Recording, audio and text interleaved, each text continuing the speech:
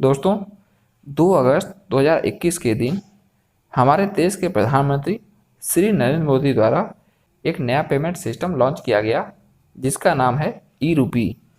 तो आज हम लोग ई रूपी के बारे में पूरा विस्तार से जानेंगे कि ये ई रूपी क्या है तथा इस ई रूपी के जरिए पेमेंट कैसे होता है और इस नए पेमेंट सिस्टम ई रूपी के आने से लोगों को इससे फ़ायदा क्या होगा।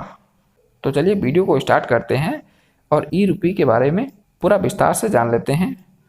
दोस्तों, ये ई रूपी एक इलेक्ट्रॉनिक वाउचर आधारित डिजिटल पेमेंट सिस्टम है। इसे एनपीसीआई ने बनाया है। एनपीसीआई का फुल फॉर्म होता है national payment corporation of India. दोस्तों, कुछ समय पहले तक लोग केवल कागज़ के नोटों या सिक्कों के जरिए कोई सामान खरीदते थे या फिर उस पैसे को किसी दूसरे व्यक्ति को दे सकते थे। फिर उसके बाद बैंकों ने जारी किया एटीएम, डेबिट कार्ड तथा क्रेडिट कार्ड, जिससे कि लोगों को काफ़ी सहूलियत मिली।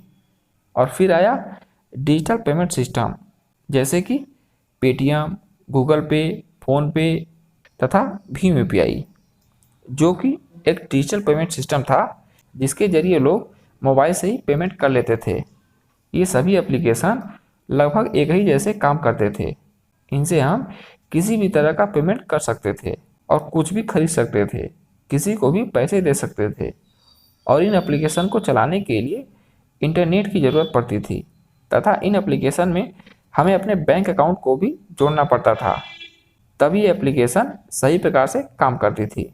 लेकिन ये ई रूपी इन सभी से बिल्कुल अलग है।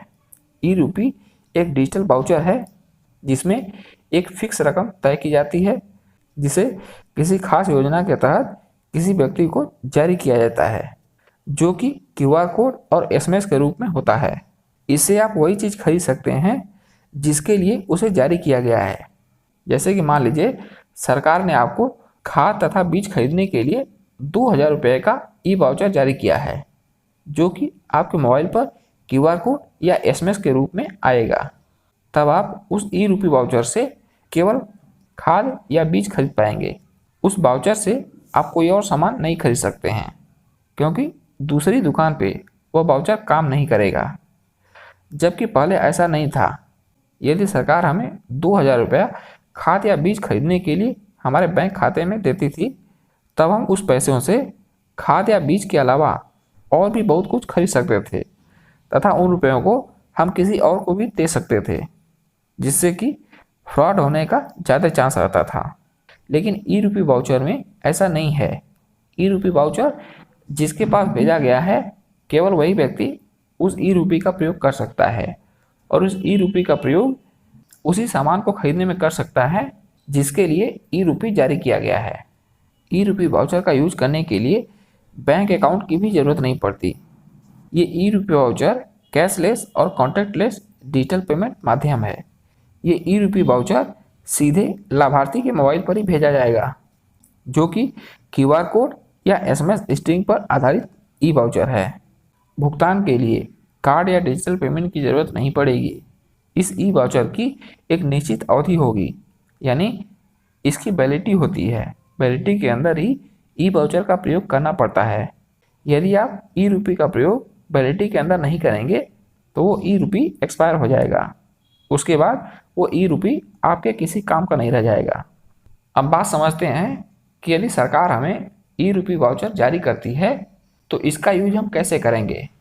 जैसे कि मान लीजिए सरकार की तरफ से हमारे मोबाइल पे वैक्सीन लगवाने के लिए ई रूपी वाउचर का क्यूआर कोड आया है। हमें अपना मोबाइल लेकर वैक्सीन सेंटर पे जाना है और वहाँ पे हमारे मोबाइल में जो क्यूआर कोड आया है उस क्यूआर कोड को दिखाना है। तो वैक्सीन लगाने वाले जो कर्मचारी होंगे आपके मोबाइल में ई रूपी वाउचर का जो क्यूआर कोड आया है उसे अपने मोबाइल से स्कैन करेंगे तो आपके वैक्सीन का पेमेंट हो जाएगा और वहाँ पे आपको वैक्सीन लगा दिया जाएगा। यदि आप अपने इस वैक्सीन वाले ई वाउचर को किसी और दुकान पर ले आते हैं तो वहाँ पे एक्सेप्ट नहीं करेगा। तो दोस्तों, उम्मीद है आप लोगों को ई रूपी के बारे में पूरी जानकारी मिल गई होगी।